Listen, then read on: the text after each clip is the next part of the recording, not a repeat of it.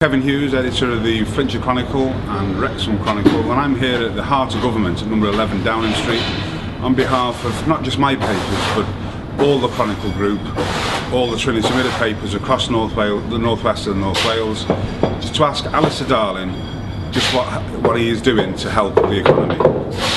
Let's go inside and see what he has to say. Chancellor, I'm very, very grateful first of all for you agreeing to speak to us today. I want to talk about things that are affecting North Wales and North West, including Liverpool. Firstly, what more can the government do to assist the car industry in protecting jobs in particular and retaining skills, taking into account the job losses at Jaguar, at Halewood? We've got Vauxhall workers at Ellesmere Port taking sabbaticals. The pressure on Bentley workers at Crewe and JCB at Wrexham, of course, have lost a great number of jobs. And more importantly for D-side, we've got an £88 million investment in the Toyota engine plant in Flintshire, which would secure hundreds of jobs. And that's been put on hold for the foreseeable future.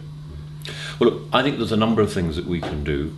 There's a number of things that we need to do in conjunction with other countries. You know, if you take, for example, JCB, just a couple of years ago opened a plant in India. They have a lot of customers in India and China, and because this downturn is affecting every country in the world now, we need to act together.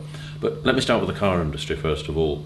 The first thing I want to say is that all of us should remember that the British car industry really transformed itself in the last 20 years. And by 2006, we were making almost as many cars and vans as we were in the heyday of the British car industry in the 1970s.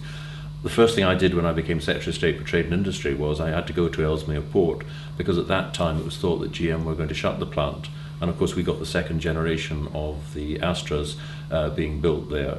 And we have, through various means, been helping Jaguar and Land Rover through research, through universities, through the development agencies. What do we do specifically?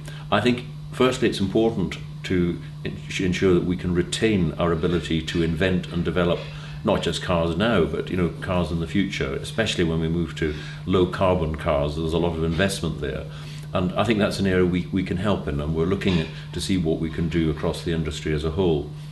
Yesterday, I was at the meeting of European finance ministers, and we agreed that the European Investment Bank, which provides a lot of money to one way or another to the car industry, we and the French government were both saying the European Investment Bank ought to do more, and we're talking to them about that. And of course, in training, there's help there. The apprenticeships announcement we made recently, 35,000 more apprenticeships. There's all sorts of things that we can do to help directly, and Peter Mandelson and I are working on that at the moment.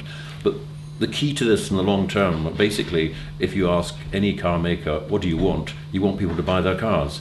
And that means whether it's in America, Britain, Europe, the Far East, China, we've all got to do the same thing, and that's put money into our economies to help businesses, to help people, so that you need to do things on several different levels. The one thing I'm pretty clear about is we've spent 20 years building up the car industry one way or another, and I think it's important that we do everything we can, accepting that every one of us is going to be affected by this downturn, but if we can play our part, then we must do that.